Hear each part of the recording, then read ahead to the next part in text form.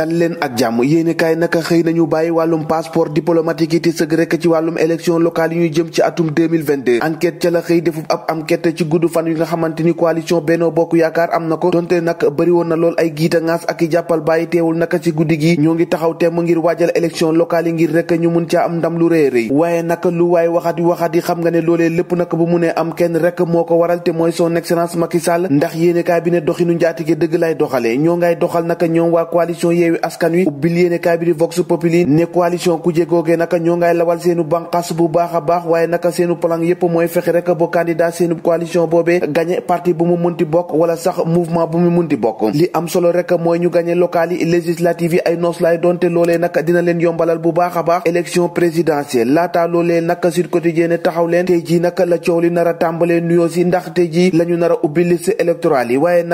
naka contestation fast track moo ca nar a am li am kay Le Quotidien ca la xëy di àddu mooy xëccoo bi nar a am ci coalition Benno Bokk Yaakaar ndax diwaan yi ci mel ni Dakar Fatick Thiès Saint-Louis Ziguinchor Kaffrine waa Benno Bokk Yaakaar rek noo ci nar a xëccoo bu metti ndaxte day ku nekk ca ñoom moo bëgg a doon maire ci dëkk yooyee maire Médina Bamba Fall naka gannaaw ba ko waa coalition Yewwi Askan Wi tànnee ngir mu doon point focal ca Médina yéen it ci ay ñoñam naka ñaawlu nañu ko Walfadjri Quotidien mel ni kuy ñaawlu absence Idrissa Seck te benn explication amul ci loolee naka tax yéenekaay bi ne Idrissa Seck jogatina transparence bi ñuy mbubboo ci dëkk bi ak yaama neex ji fi am Le Témoin yéenekaay xëy na di ko témoigner la patrie avant le parti ci ay dégg rek la yem waaye naka jëf ji moom amul ci ndax la Dame Diop jëf ca ministère am moom rek moo ko sañ ndax yéenekaay bi ne na ay bool képp ñoo fay liggéey ndax mbooleem direction wala agence naka doomi Bawol moo fa nekk tey Sénégal ak i accident am Tribune yéenekaay ca la xëy di faram-fàcce ab gaal gu suux ak ay oto yu accidenté yéenekaay bi ne ay bakkan yu bëri rot nañu ci waaye naka lu jege juróom fukki doomi aadama amee nañ ci ay gaañu-gaañu ca Gossas nag